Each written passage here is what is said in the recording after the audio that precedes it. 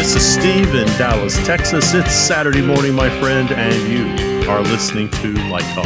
Good morning. This is Anne from San Clemente, California, and today we are discussing replacing the Parcan, lighting through tension grids, shopping for lights at Home Depot, and will actors eventually become holograms? Woo! And this is David coming to you from the beautiful Belmont Shore neighborhood in Long Beach, California. And if you don't already know, you are listening to Light Talk, and we are the Lumen Brothers and Sistah! Hooray! Yay! Well, welcome everyone to episode 151. As you can hear in the background, we are welcoming back our dear Lumen sister, Anne McMills. Thank you, Anne. Boy, we missed you. What have you been up to, by the way? It's been it's been since LDI, right? That was the last time we saw you. Oh my God, that's November. Yeah, my microphone was still packed up. Isn't that crazy? Inside your shot glass or something like that. Right. No, those made it to work, but yeah. You have the shot glass at work. Very good. No, I took the mug. I didn't take the shot glass. I thought one was good. What was it like today? Did your heart start beating a little faster? Did your palms get sweaty as you started setting up the microphone in anticipation of reaching out to the entire lighting world? You know, I am kind of a nervous person, so I do get a little nervous. It's true. No, every you don't get time. nervous. No. Well, welcome back. Thank you. Thanks for having me. I'm We excited love to be Anne. here. Oh my God! And this is actually the first time I've done a show with you in a long time because I wasn't at LDI. So I'm I'm a Twitter with excitement. Twitter, I love it. I'm a Twitter. I'm a Facebook with excitement. So anyway, welcome back. And you guys just or you're still recruiting students, right?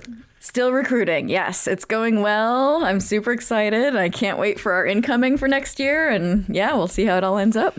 That's just great. So I miss you guys. I miss doing the Chicago thing. I know. We miss you at Urda so much. Maybe I'll come just to hang out next year. You should. It's not the same. Actually, I'll be during that time, I'll be in a colder place. Ooh. Helsinki. Oh. Yes. I didn't know it got colder. Oh, yeah. I mean, up until this point, Chicago's the coldest place I've ever been to, but I think Helsinki's going to beat it. So anyway, sure. Let's get started. We have a big show today, and Steve has our first listener question. Yes, it comes all the way from Israel, and it is Sarah.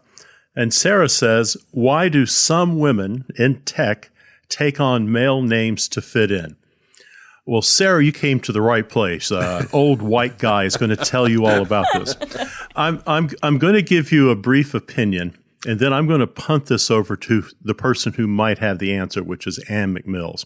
But let me tell you what I think. This idea of women taking on male names, I have to say, I have not bumped into that. I have met women who are stagehands who go by their last name. I know a sound designer who's quite good, who goes by Slim, but I haven't bumped into anyone who actually takes on a male name. There's a couple possibilities in this, but what I think is women have been overlooked and underrated in the stagehand world for a long time. And I think the easy answer is they're trying to look for some way to be accepted by their male counterparts. And it's sad that their male counterparts refuse to accept them as who they are. So if they have a feminine name, I guess that's the person you're going to ask for a date. And if she goes by a male name, then she's just one of the guys.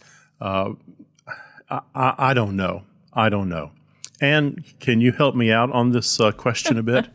Can I? You two should sit down. Yes. She's saying, what a bunch of dolts I'm with today. Two old white guys, right? They have no clue. No, that's what you're thinking. Way in the back of your mind. It's okay. We can accept it. We are self-aware of who we are. So go, Anne. I just, this is something I'm sure this is why you had me on the show today, because this is something I'm passionate about. I just feel, ladies, that we are setting feminism backwards by doing this. And I know a scenic designer who goes by a middle or a first initial. I know a lighting designer who has a nickname. I ran into a sound designer at Urda that what did she do? I can't remember. Either no first name or middle first initial or something like that.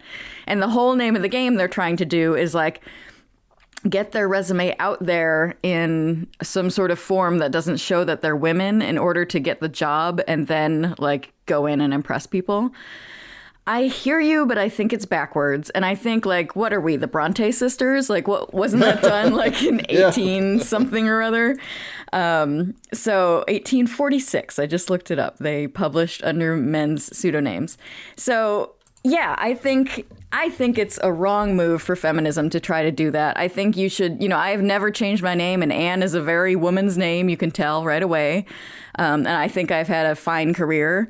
And I can think of some other people. I could think of Jean Rosenthal and Jennifer Tipton and Natasha Katz and Peggy Eisenhower and Beverly Emmons and Jane Cox and Peggy Clark and Jen Shriver, like all these people that have never changed their female names, and they've done just fine, I think. Just fine's an understatement. Paulie Constable.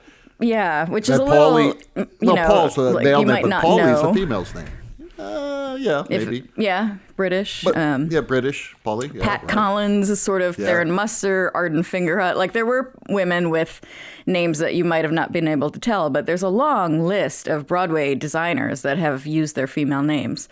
So I just feel like it's not the way to go. And usually I try to be sort of neutral on this show, but I'm going to be opinionated on this. I think it's not the way to go because I feel like it's setting feminism back. So I don't think we should do it. And ladies, I suggest that you be proud of who you are, go out there and kick butt and show them that it doesn't matter what gender you are. I read a little blurb once. I thought it was interesting. When Star Trek first came on the air, Gene Roddenberry, his principal writer, was a woman. And the network said, no, she's not going to write this show.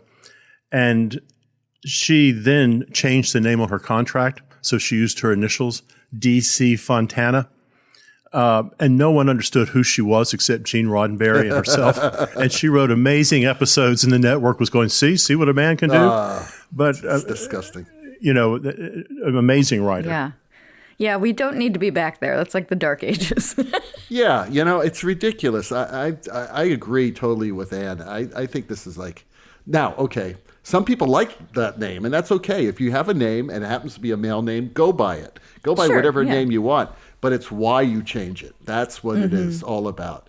Exactly. Because I'm sure Paulie did say, well, some people may think I'm a guy. No. Paulie stands up on her own, as long as all these other great women designers that Anne listed. So, be who you are. Do not compromise, certainly, to anyone who has backwards thoughts. And also keep your integrity. It's funny because yesterday in my design class, I teach an advanced undergraduate design class. We were talking about this. We were talking about making it into business. And the one point I made really clear to all these young students, male and female, is that you keep your integrity. You keep your integrity through all this. Don't do anything that you're going to lose your self-respect for. And you just continue, because there are a lot of good people in this business. I would say the vast majority of the people in our business are really good moral people, but there are a few, like almost in any other business, that are complete assholes, right? And are on power trips or whatever. The Harvey Weinsteins. These people, and even someone who's half of an asshole, as Harvey Weinstein, is still an asshole. So you have to watch out for these people, and no job is worth it. Be who you are, because those are the directors you want to work with. Okay, you want to work with people who respect you and hire you for who you are, right? Not what you are. I agree. And I would further say, like, the contrary argument I get back from women that do this say, like, well, I went for the job and I didn't get it because they were looking for a man.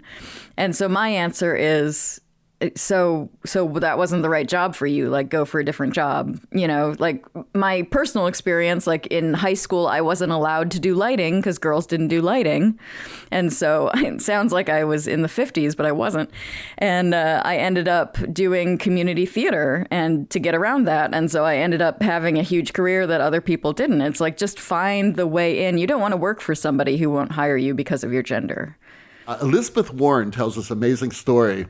And, I'm non-political right now. I'm just telling you a story that Elizabeth Warren said. By the way, I dreamt about Elizabeth Warren the other night, and it was weird.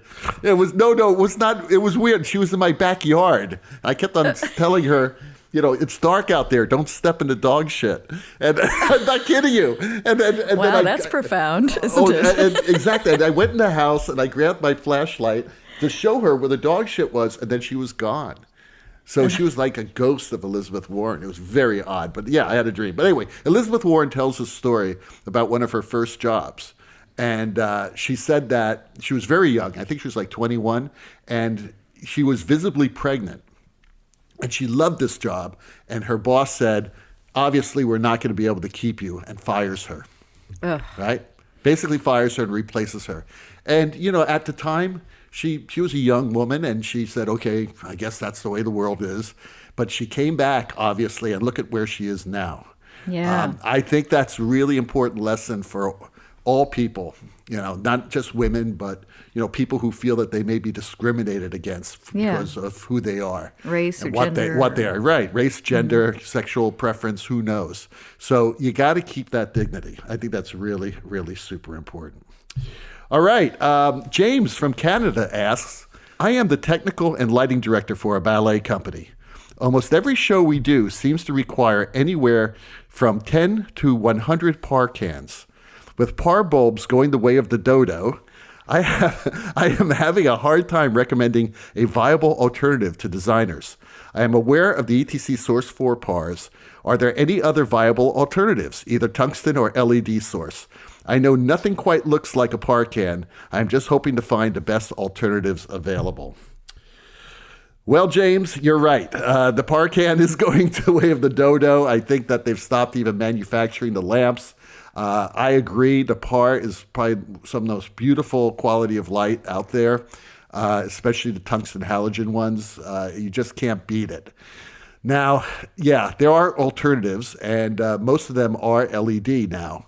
Now, it's interesting because I don't talk a lot about Verilight equipment a lot, but the other day, Verilight had an event here in LA where they were showing us their new theatrical line of fixtures. That's right. Verilight is actually coming out with a theatrical line of fixtures. Of course, yeah, and they're called Verilights. They're not like Philips. They're like VLs. Nice. And the one series that they are just releasing now that I was very, very impressed with was the VL 800 series. Have you guys seen these, Steve or Ann? Yes. Steve has, because he's there at Verilight, of course. And they had several models. One was called the Event Wash. Another one was called the Pro Par. The Pro Par there's the Pro Par, which is a warm white, 3,500 lumens, and it has a zoom in it, 9 to 40 degree zoom. Then they have the Event Par, the VL 800 Event Par, which is the same, similar to the Pro Par, but it's RGB, so you can mix colors. And then they have this great little moving light. It's like it's still in this series, but it's an actual moving light, and it's called the Event Wash, the VL 800 Event Wash. And I tested all three of these lights in their studio, and I was very, very, very impressed. The color rendering is excellent on skin. I went out there, I looked at it, I put people in there. They looked fantastic. So I think they've got a hit with these lights. I really do. And you should be able to see them very soon. So I would highly recommend looking at them. And just about every other manufacturer has some type of a par replacement wash light. How about you guys? Have you seen viable alternatives? It's funny because, David, just this morning, I was literally at a design meeting at 7:30 a.m. this morning at a theme park. And when I was there, somebody said, have you seen the new VL Par Wash? It's incredible. And I hadn't. So there we go. Well, I'm just in the process of purchasing 16 of the movers. And those are going into my balcony rail position. And they're going into any place where I've got to have a lot of punch. Yep. But a very small fixture. Yeah, very small. But getting back to the par thing, there's another light that VL makes that I bought that I really like. I'm using it in a symphonic hall, and that is the SL. Well, now take that back. That is the VL Punch Light 220, and that is an amazing light. It's RBG. It has an 8 to 40 degree zoom range on it. I'm using it in an auditorium with probably a 40-foot throw. It's on overhead electrics coming down onto the orchestra. It's 3,500 lumens. It's fantastic. It's dead quiet. I just can't say enough about it. And that's made by Verilight too? Yes, it's the Punchlight 220. But I think if you're looking for a replacement wash light in your theater, I'm going to say get this Punchlight 220, or as David is suggesting, take a look at that VL 800 event par. I tested that, and that's pretty fantastic. Great. Well, I'm writing that all down because I'm also looking for this kind of thing. So I appreciate both of you. Well, the thing on that event par, I don't know if you mentioned it, it's also IP24 rated. That's true. So you can put that outside. Also, the VL220, that is, I think, IP65 rated. So theme parks, outdoor dramas, any place you need a light outside, both of these are going to work for you, work quite nicely. Great. Well, Anne has our next question. All right. Matt in Detroit writes, we are building a new theater with a tension grid. What type of lights should we order? I heard that there may be problems with LED sources going through the grid. Is this true or is it a rumor? Ooh, rumor. Let's spread some rumors. Well, I'm really happy that you've saved all of the questions for me, guys, that I need to answer because... I have been researching this like seriously for the last several weeks very intensely because we at San Diego State, we're building a new theater and we want a tension grid. And so the theatrical consultant said to me, he said, well, you know, because I also want to go all LED. And he said, well, you shouldn't go LED because that causes LED fixtures cause more chromatic aberration with the tension grid. And I said, really? I hadn't heard that at all. And so I started doing research and I called everybody I knew and then I did a big Facebook poll of a bunch of really great designers wrote back. And a lot of people said no problems at all. And then a couple of people said, yeah, there are some problems. And so I went and I toured a couple of tension grids and things like that. And so then we did some mock-ups at school. This was just a few days ago. And sure enough, all kinds of chromatic aberration. We tested a D40, we tested a source for conventional, we tested a source for LED luster, and we tested a color source par. And it was extremely disappointing. Wow. Yeah. Good thing you did that. Yeah. I think you need to jump in there and take a look at the Strand products. I went through the same thing, and Did you? I found the same results with the ETC product line. Yeah, it depended on the fixture because like the source for conventional, it wasn't that much of a problem. The D40 was pretty bad. And then the color source par was better. I was kind of surprised because that's like homogenized, but still in several different cells, because a lot of people were saying, well, homogenized is better. But it's not necessarily true because the Series 2 luster was actually the worst. And that's the light I want the most. So we looked at it a lot. It does depend on how close they are to the grid. So we tried moving the grid in and out. So I think one of the keys is having adjustable pipes above your tension grid.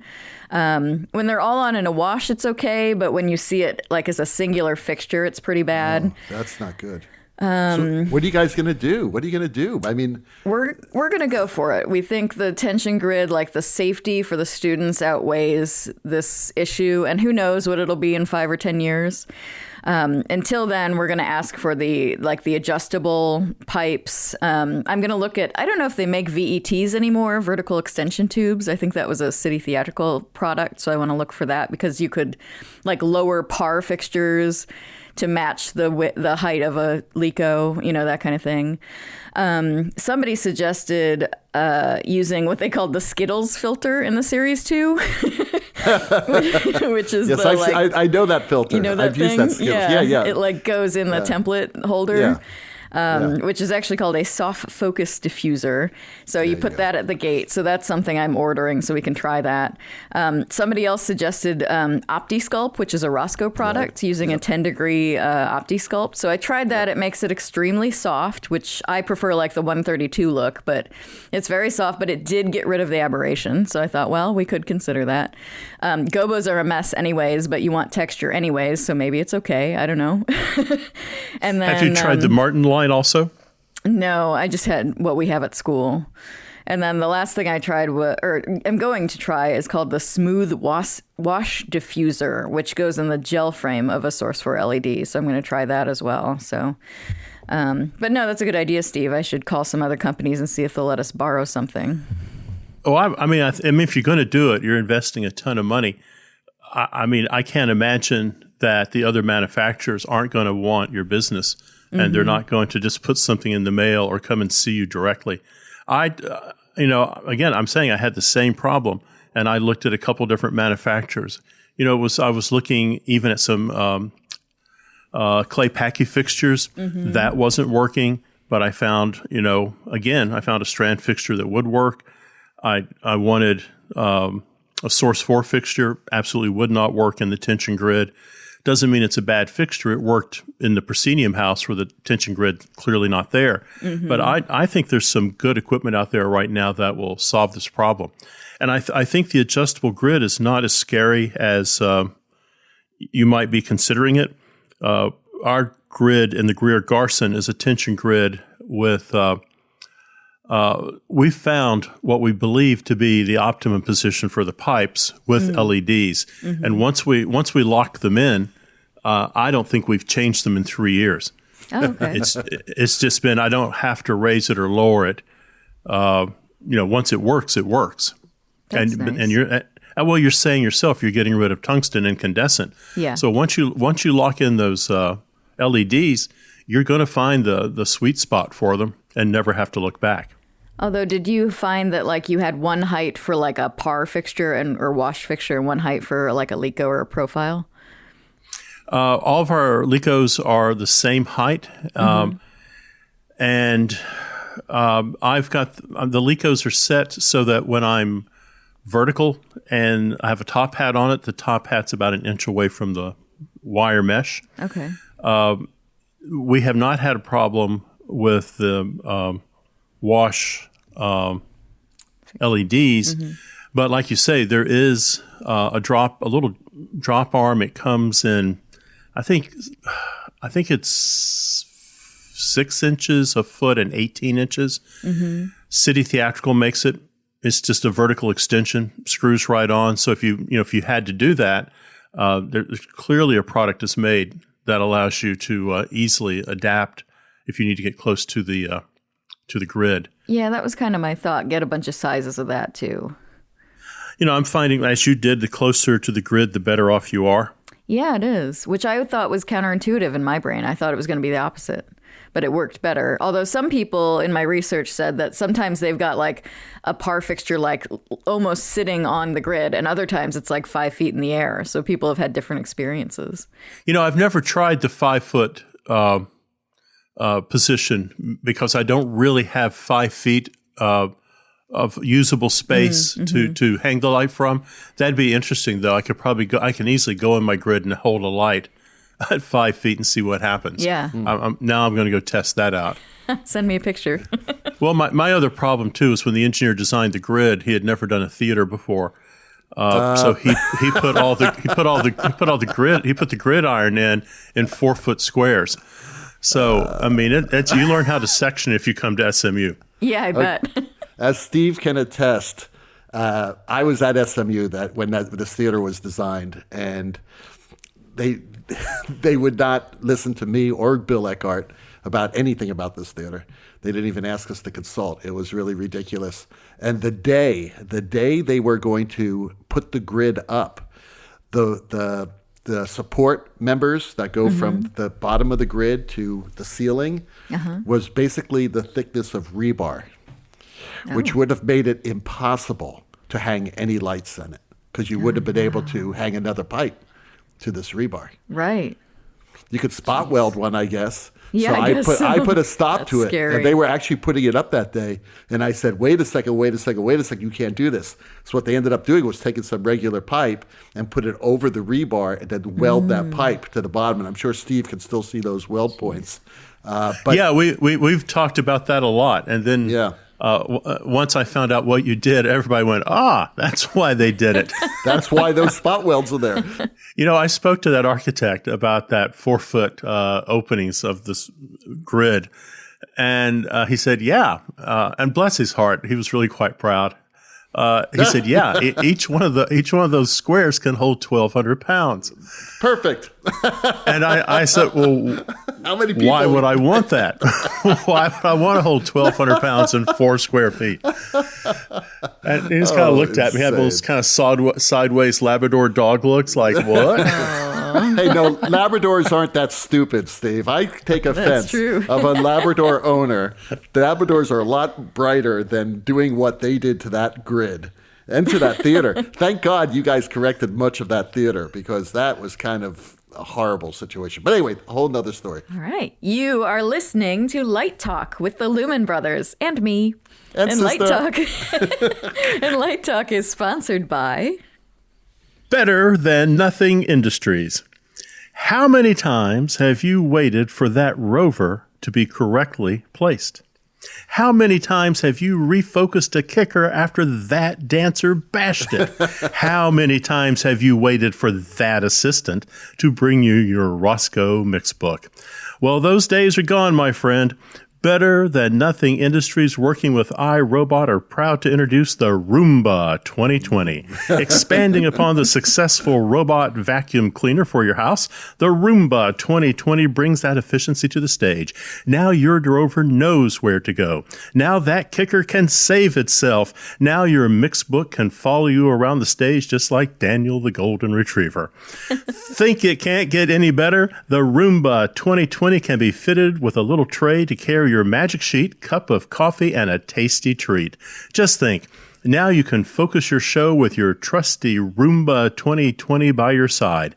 Remember that tasty treat? That's right, iRobot will throw in a box of their tasty treats. You can select powdered donuts, ice cream cones, jelly anything, sushi, burritos, crab legs, noodles, a meatball sub, or my favorite, a taco.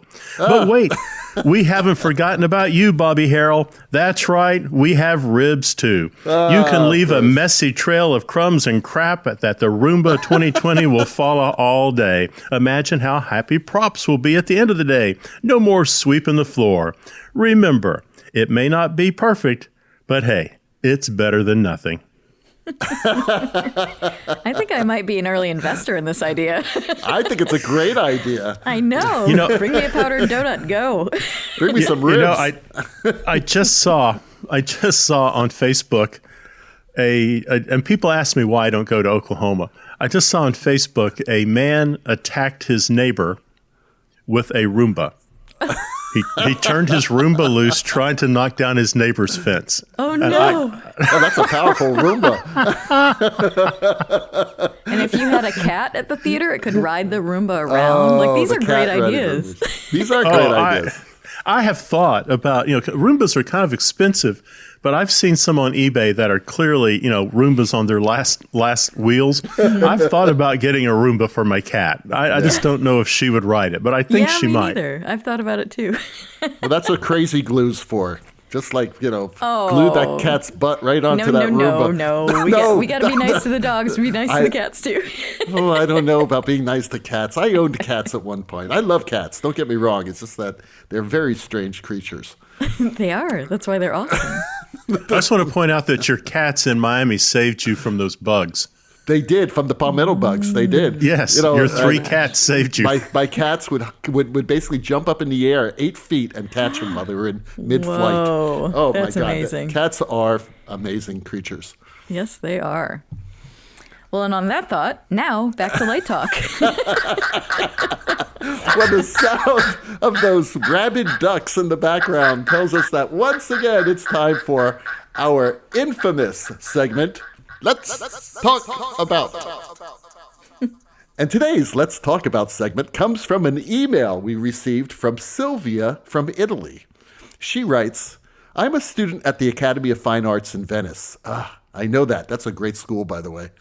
I'm currently writing a thesis about active light, starting with Adolf Appiah's theories and exploring new technologies such as 3D projection mapping, holograms, and so on. So I would really like to know, what do you think about the role of these kinds of technologies in the present and future of live entertainment design? Well, it's happening already. We were talking about VR, virtual reality, augmented reality. We were talking about holograms. All this stuff actually has begun with the technology out there. The only problem that we're having right now seems to be price. But, it's really inevitable because this generation is being brought up on this technology. So it just makes sense that it would go into, live technology. We've seen it already with the Super Bowl shows. There was VR and the Olympic opening and closing ceremonies. There's a lot of augmented reality there. And we've already seen the beginning of virtual reality and visualization programs, which is something we've talked about on this show a couple of years ago. But that's very, very exciting. What do you guys think? What do you think, Anne? Well, I'm a huge tech head. I love all this stuff. And but I think it's definitely going there, but I do have qualms with the word hologram in these contexts. Because hologram is usually, everybody thinks of Princess Leia, right? Like the hologram from the 1977 Star Wars. Save us, Obi-Wan. You're our only that hope. One. Boy, So you that's nailed what we're that. looking 1977. What was Yes. the month? Yes. What was the month? Oh, God. September. That's a I would- good answer. Yeah, I would I have say no September. idea. What was it? I have no idea, but I'm just impressed that you knew it was 1977. It was 77. That was my first year of grad school, and I remember seeing that show in Dallas at North Park Cinema. How do you like Yeah. that for a memory? Okay, go. So we all picture Princess Leia, and that's like a standalone hologram. There's nothing around her, like it is an image in space, right? Yes. But we've come to know holograms now as like the Tupac thing, which is basically, that's an old reference now, like all that stuff you were just talking about, Super Bowl and Madonna and all that. But Right. that's basically Pepper's ghost. So I just wish we would call things by what they are, and I'll be really excited when we get actual holograms. The other thought I have is like the only bummer is like as a lighting designer, you usually have to turn off all the lights to make those things look good. Right. So I always feel a little bummed, like, oh, all right. But that's true with projections and stuff too. Like you got to keep a bunch of light off of things in order to make them work. So, but we'll find that sweet spot, and I'm excited about where things will go. But you could have holographic lights at that point too. Tell me if you have more. if you have your hologram and you're projecting that, then it seems to me like you could project a holographic beam of light that wouldn't destroy the hologram, but would seem to give the illusion that it is creating the lighting in that hologram. Interesting. So you're like a lighting designer for the hologram, you mean? Why not? I like it. My question is, would you go see a hologram concert? Would you go see the 1965 Beatles if you could do that? They're doing it already. They're doing it with, they've had a couple of tours of holograms. They had a Roy Orbison tour last year. It was a hologram tour. And boy, I don't know, man. That gives me nightmares. If you have nothing better to do with your time, you should look up the worst NFL Super Bowl halftime shows of all time. I've seen them. And, they're kind of what you expect, except for one. And that one is the Justin Timberlake with Prince. Yeah, okay. And Prince. they're talking about how bad that is because Prince was very explicit about he did not want his image manipulated after he died. Right. So people saw that as a real insult to his estate and his aesthetic. There was some years ago, it's funny, Merce Cunningham, I believe it was, when he passed away, one of the things that he stated was that he never wanted his dances performed again. He didn't want people monkeying with them. He didn't want the light cues changed. He didn't want the music changed. He didn't want the costumes changed. They were his works in his lifetime, and once he was gone, he wanted to maintain the integrity of his work, and that it would simply not be mucked with by anybody else. So I'm wondering if we move into this kind of holographic world, if we're starting to really infringe upon the rights of other artists and just kind of pretend it's okay. Well, it depends on how you use the holograms, or the images. If you're recreating Roy Orbison, yes, you are infringing. But if these are new actors or new performers, and I'm talking about, people who don't exist, that are just there to replace actors, real actors, or monsters or whatever, or dragons, who knows? I think that's different because you're creating. That's a new creation of an art. It's sort of the same thing you do when you're, when you're a video game designer, when you think about it. Yeah, so, it's like Uber Marionette all of a sudden. And this is why, exactly, and this is why I think it's inevitable, because the zeitgeist is moving there. I wonder if it takes the edge off everything. I mean, if I go to a movie, then that movie is going to be that movie no matter what I do. If the person in front of me is standing up screaming at the movie, nothing's going to change. But if I'm in the theater, that live performer is going to react to something happening in the auditorium. I'm wondering if I'm watching a hologram, if I'm not going to have the same skin in the game, the same emotional skin in the game as I do when I see an actor on stage. Although I have to say, like going back to Star Wars, which, by the way, it was May 1977. I just looked it up. I was wrong. Well played, Miss McMills. Limited release in May, leading to expanded wide release. So I don't know what month that was. But anyways, like thinking about the Star Wars movies, the new ones with Leia in it, I loved watching her, even though Carrie Fisher has passed away. So I was like madly excited about Princess Leia being back in those movies. So I don't know. Like, I guess it technically was watching that sort of experience you're talking about. So you're also suggesting then that Shirley Temple never has to grow old. I don't know if I'm suggesting. Well, I mean, I'm not. But all of a sudden, that does happen to people, doesn't it? Yeah. You fall in love with the young John Wayne. And not so much in the 60 or 70-year-old John Wayne. Right. So you can keep that person in their prime and just keep creating new scripts and new adventures for 24-year-old John Wayne or 11-year-old Shirley Temple to be on for decades and decades and decades to come. I love Carrie Fisher's dog. They need to make a hologram of her dog. Have you ever seen her dog? No. Oh, my God. I forgot the name of the dog. The dog is the cutest dog. He's got a tongue that sticks out all the time. Oh, one of those. Oh, no. This dog is amazing. She took this dog everywhere with her. She took this dog on the set. She'd take the dog on talk shows. She was always with this dog. Even when she did her one-woman show, she had this dog. This dog is, look it up. It's fantastic. I wish I could remember his name. It's a silly name. But, yeah. But all I can say to wrap this up is, help us, Obi-Wan. You're our only hope. Okay, so Steve has our last question of the day. It is Kathy in Washington, and she writes, I am addicted to Home Depot and the electrical department. Have you found any great products in the LED world to use on stage? Kathy, oh my God, Kathy, are you married? I agree. I can go to Home Depot. Married, I can go to Home Depot for hours, and I go to the electrical department and I start right there at the Klein tool display, and I just work my way down 2 aisles. I look at the light switches, then I look at the cable, and my wife goes, "Hold it, we're here to get a refrigerator. Why are you looking at light switches?" I can't get enough of it. And after I finish in the 2 electrical aisles, I wrap up, pun intended, with the tape. I then walk across and look at all of the chandeliers and the LED products. Oh, I love it. I love it. I'm looking at light bulbs that I can tune to the Kelvin that I want. So yes, we just did an opera, and we were looking for a light to go under a balcony, and we incorporated some recessed fixtures from Home Depot. They were tunable. They were remote controlled. I could put those suckers in and go from 3,000 degrees to 9,000 degrees.